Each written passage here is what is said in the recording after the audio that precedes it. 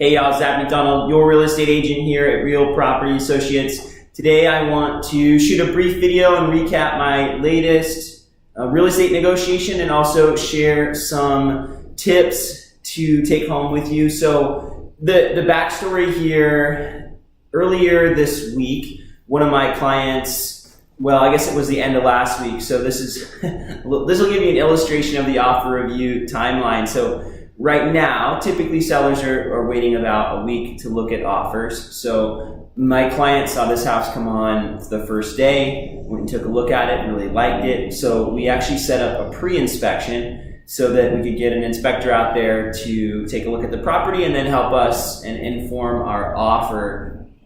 Now at the beginning, they were really excited about the house, and even after the inspection still liked it. There was definitely some reservations, and that's why you do a pre-inspection. You do an inspection so you can kind of figure out what you like about the house and also kind of get to see some of the negatives. And so even after the negatives, still liked the house, weren't quite as excited about it, but still wanted to pursue it. And in conversations with the listing agent, maybe sounded like they would be open to taking an offer ahead of the offer review date, assuming that it was an exceptional offer. And so what we did is we went ahead and we made a preemptive offer. And in this case, typically the idea is that a seller is planning to wait for their offer review date. They're hoping to get multiple offers and generate maybe a bidding war, essentially. And what we did instead is we actually made our offer early. Now, we didn't have an inspection contingency, so it was strong in that sense. We had our pre-approval already done. What we didn't do is we didn't come in with an exceptionally high price. Overall terms were really solid, but our price wasn't much over the asking price. And after thinking about it, the seller elected to decide to wait until the offer review date, which is actually today. That's why I'm shooting this video now. At this point now, the seller has received a few other offers and sounds like they're going to be set. Now, as the buyer, I guess the word of wisdom here is, if you're going to make a preemptive offer and you really want the house, in this case, my clients actually have decided to move on from the house altogether based on what we found. But if you do and are really excited about the house and you want to get it up front, you're going to want to not only set yourself apart on the terms, but also on the price.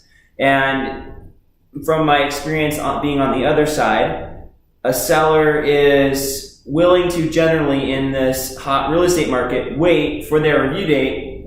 If the offers at the asking price are close to, they're willing to kind of wait it out until the offer review date in hopes of getting something better. Now, if that offer is extremely high over the asking price, and it's an arbitrary number, it really depends on what the seller considers exceptional, but let's say it's 10% over the asking price and there's no inspection and maybe no financing contingency. So essentially your offer is to the seller is pretty much, this is going to close. And they might even be thinking, well, am I even going to get anything better? And that's the question you want them to be asking, right?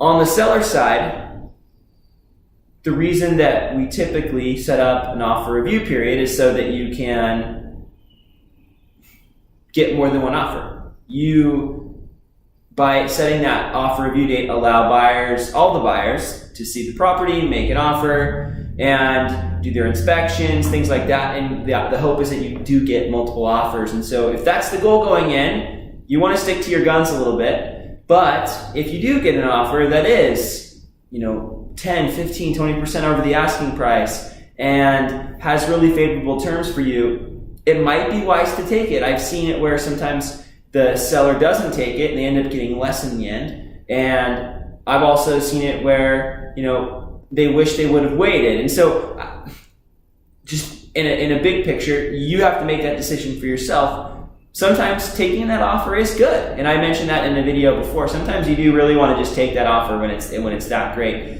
Other times it's best to wait and be patient and see what other offers materialize. And sometimes it's easier to tell if there's 7 or 8 other people doing inspections. You kind of know, okay, there's going to be a lot more offers coming. If you don't have all that attention and it doesn't seem like maybe there's going to be as many offers, maybe taking that preemptive offer makes a little bit more sense. So Buyers, one of the ways that you can maybe nab a house up front before the offer review date is making a preemptive offer. But remember, it needs to be exceptional. And sellers, sometimes it's okay to take that preemptive offer, assuming that it excites you and that you feel that that's going to be your best chance. Sometimes sellers, though, it is better to just wait for your offer review date. I hope this was helpful for you. I'll be bringing some more of these videos here coming up. We'll start to see a lot more action in the market. I'm already seeing it, and so you're going to see a lot more of these offer negotiation videos here coming soon. Thanks so much for watching. I appreciate your attention, and we'll talk soon. Bye for now.